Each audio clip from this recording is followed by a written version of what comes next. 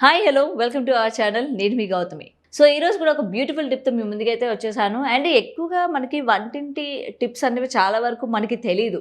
అరే ఎలా దాని నుంచి ఎలా బయటపడాలి, డిఫరెంట్ డిఫరెంట్ డిటర్జెంట్స్ కూడా యూజ్ చేస్తూ ఉంటాం కదా. అంటే అన్నిట్లోని మనకి వంటింట్లోని చాలా వరకు ఏంటంటే చిట్కాలు తెలియక డిఫరెంట్ డిఫరెంట్ టైప్స్ మనం యూజ్ చేస్తూ ఉంటాము, ఫెయిల్ అవుతూ ఉంటాము. అయితే ఇప్పుడు ఏంటంటే మనం బాగా ఫేస్ చేస్తున్న ప్రాబ్లం అది కూడా మన వంటగదిలోని ఎక్కువగా స్టవ్. మనకి పొద్దున్న లేచినప్పటి నుండి రాత్రి పడుకునే వరకు ఎప్పుడు కూడా వర్కింగ్‌లో ఉండేది ఏమైనా ఉన్నాదా అనంటే స్టవ్ అనమాట. ఆ యొక్క స్టవ్, ఆ బర్నర్ కావచ్చు, లేకపోతే ఆ చుట్టుపక్కల ఆ ప్లేట్ ఉంటుంది కదా అది కావచ్చు, లేకపోతే స్టవ్ కావచ్చు.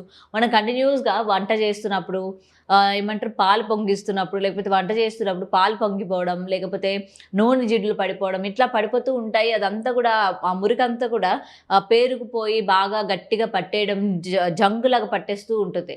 అది పోగొట్టడానికి మనం ఏంటంటే డిఫరెంట్ డిఫరెంట్ డిటర్జెంట్స్ ఇప్పుడు మార్కెట్‌లో ఉన్నాయి కదా అట్లాంటివి యూజ్ చేస్తూ ఉంటాం. కొంతమంది పీతాంబరి యూజ్ చేస్తూ ఉంటారు. కొంతమంది ఇంకా etcetera etcetera different different types use చేస్తూ ఉంటారు.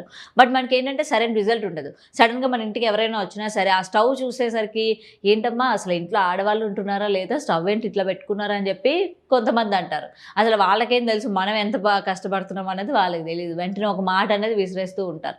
అలాగే మనం కూడా ఆ స్టవ్ అందంగా కనబడాలి, లేకపోతే అందంగా ఉంచుకోవాలని మనకి ఉంటుంది. బట్ ఏంటంటే ఇటువంటి జరగడం వల్ల మనం గూడా ఏంటంటే చాలా చాలా పనుల్లో బిజీగా ఉంటాం. మనం పొద్దున్న పిల్లలకి క్యారేజీలు కట్టాలి, హస్బెండ్‌కి క్యారేజ్ కట్టాలి, వంట రెడీ జేయాలి. ఈ కంగారులో ఏంటంటే ఏది పడినా, ఏది చేసినా పెద్ద పట్టించుకోమనమాట. అరే! మనకి ముందు ఇది ఇంపార్టెంట్ గదా! వంట కంప్లీట్ అయిపోవాలి, బాక్సులు కట్టేయాలి, తర్వాత తీరిగ్గా జేసుకుందాంలే, తర్వాత తీరిగ్గా కడుక్కుందాంలే అనుకుంటాం. కానీ దానివల్ల ఏమవుతుంది? అది ఆ టైంకి అది బాగా ఎండిపోయి, ఆ స్టవ్‌కి బాగా ఏమంటారు పట్టేసి పేరుకుపోయి అదొక జంగులాగా ఒక ఏమంటారు జిగురులాగా తయారైపోయి స్టవ్ అనేది చాలా చండాలంగా కనిపిస్తూ ఉంటుంది కదా. సో, అటువంటి టైంలోని ఏం చేయాలి? మన ఇంట్లో ఉన్న దాంతోనే దీని నుంచి ఎలాగ స్టవ్‌ని అందంగా మార్చుకోవాలి అనే దానికే నేను మీకు ఏమంటారు ఈ ముందుకి ఒక మంచి టిప్‌నైతే తీసుకురావడం జరిగింది. అదేమీ గాదు. ఫస్ట్‌గా ఏంటంటే ఈ యొక్క స్టవ్ ఏదైతే ఉందో ఈ యొక్క మనకి పెట్టుకున్న వంట చేసే ప్లేస్ ఉంటుంది కదా! ఆ స్టవ్ దాని మీద చక్కగా ముందుగా ఒక వాటర్‌తోని క్లీన్ జేసుకోండి. ఓకే. వాటర్‌తో చక్కగా క్లీన్ చేసేసుకుంటే పైపైన ఉన్నవి ఏమైనా డస్ట్ పార్టికల్స్ ఏమైనా ఉన్నా ముందు అది చెరిగిపోతాయి అనమాట. కొంచెం క్లీన్‌గా అవుతది. క్లీన్‌గా అయిన తర్వాత దాని మీద బేకింగ్ సోడా వేసుకోండి. బేకింగ్ సోడా గూడా ఒక 2 ½ స్పూన్స్ అనేది చక్కగా జల్లండి దాని మీద. జల్లి దాని మీద నిమ్మకాయ పిండండి. ఓకేనా. ఒక పెద్ద సైజు నిమ్మకాయ తీసుకొని 2 చెక్కలుగా కట్ చేసి ఆ యొక్క నిమ్మకాయని చక్కగా ఆ బేకింగ్ సోడా మీద జల్లండి. జల్లి ఒక 2-3 మినిట్స్ వరకు అలాగే వదిలేసేయండి. వెంటనే రబ్ చేయొద్దు. అలా వదిలేసిన తర్వాత ఈ బేకింగ్ సోడా ఆ యొక్క ఎఫెక్ట్ అండ్ లెమన్ యొక్క ఎఫెక్ట్ చాలా ఎక్కువగా ఉంటుంది. 2 కలిసి ఆ మురికిని అక్కడ క్లీన్ చేయడానికి మనకి తోడ్పడతాయన్నమాట. అయితే మీరు 2-3 మినిట్స్ వరకు అట్లా ఉంచారనుకోండి, ఆ లోపల నుంచి మనకక్కడ పట్టేసిన ఆ జంక్ కావచ్చు, లేకపోతే ఆ ఆయిలీ కావచ్చు మొత్తం కూడా దానికి అబ్జర్వ్ చేసుకుంటుంది. సో, దాని తర్వాత మీరు ఈ నిమ్మకాయ యొక్క చెక్కు ఏదైతే ఉంటుందో ఆల్రెడీ నిమ్మకాయ అంతా పిండేస్తారు కదా! చెక్క ఉంటుంది కదా! ఆ చెక్కతోని చక్కగా రబ్ చేసుకోండి. మొత్తం కూడా గట్టిగా రబ్ చేసుకుంటే మీకేంటంటే ఆ జిడ్డునెస్, ఆ జంక్, పేరుకుపోయిన ఆ మురికి అంతా కూడా ఈజీగా వచ్చేస్తది. మనం పెద్ద శ్రమ పడాల్సిన అవసరం లేదు. అదేమంటారు స్టీల్ పీసులు పెట్టి, నార్మల్ పీసులు పెట్టి, మీ యొక్క శ్రమ అంతా దాని మీద ఉపయోగించి, బలవంతా పెట్టి, గట్టిగా రుద్దేసి, పీకేసి అట్లాంటివి ఏమీ అవసరం లేదు.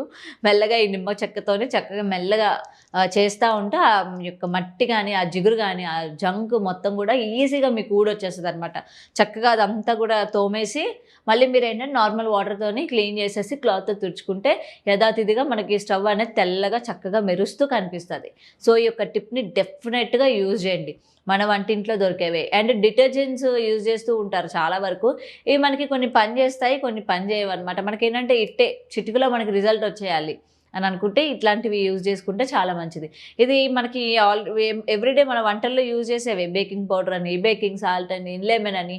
సో, ఎప్పటికప్పుడు మన వంటింట్లో అవైలబుల్‌గా ఉండే ప్రొడక్ట్సే కాబట్టి కొంచెం మనం టైం తీసుకొని పిల్లలందరూ వెళ్ళిపోయిన తర్వాత, హస్బెండ్ వెళ్ళిపోయిన తర్వాత మనం ఖాళీగా ఇంట్లో ఉన్నప్పుడు ఇట్లాంటి టిప్స్ అనేవి చిన్న చిన్నవి యూజ్ చేసుకుంటూ ఉంటే మనకి ఉపయోగపడతాయి. మన ఫ్యూచర్ జనరేషన్ వాళ్ళకి కూడా మనం చెప్పేవాళ్ళం అవుతూ ఉంటామనమాట. ఇలాంటి వాటికి ఎక్కువ మంది కంగారు పడిపోయి అమ్మో స్టవ్ పాడైపోయింది ఇప్పుడు ఎలాగా, అమ్మో 20,000 పెట్టి కొన్న స్టవ్ పాడైపోయింది, అమ్మో ఇంత కొన్న స్టవ్ పాడైపోయింది, ఇది ఎలా వదిలించుకోవాలి, అప్పుడు నిర్లక్ష్యం చేసేసాను ఇప్పుడేమో వదలడం లేదు అని చెప్పి భయపడే వాళ్ళకి ఏంటంటే ఈ యొక్క ప్రోడక్ట్స్ అనేవి ఇలా యూజ్ చేస్తే మంచిది, ఇలాంటివి చిన్న చిన్న టిప్స్ అనేవి యూజ్ చేసుకుంటే మనకి మంచిదని తెలిస్తే ఇంకా బాగుంటుంది. ఫ్యూచర్ జనరేషన్స్కి కూడా ఇట్లాంటి చిన్న చిన్న టిప్స్కి అలవాటు పడుతూ ఉంటే మనం పెద్ద కంగారు పడాల్సిన అవసరం కూడా ఉండదు. సో డెఫినెట్గా ఈ టిప్ మీరు యూజ్ చేయండి. అండ్ మీ ఫ్రెండ్ సర్కిల్‌లో గానీ లేకపోతే మీ చుట్టుపక్కల గానీ ఎవరైనా సరే ఇట్లాంటి ప్రాబ్లమ్స్ కానీ ఫేస్ చేస్తూ ఉంటే డెఫినెట్‌గా ఈ వీడియోని వాళ్ళకైతే షేర్ చేయండి.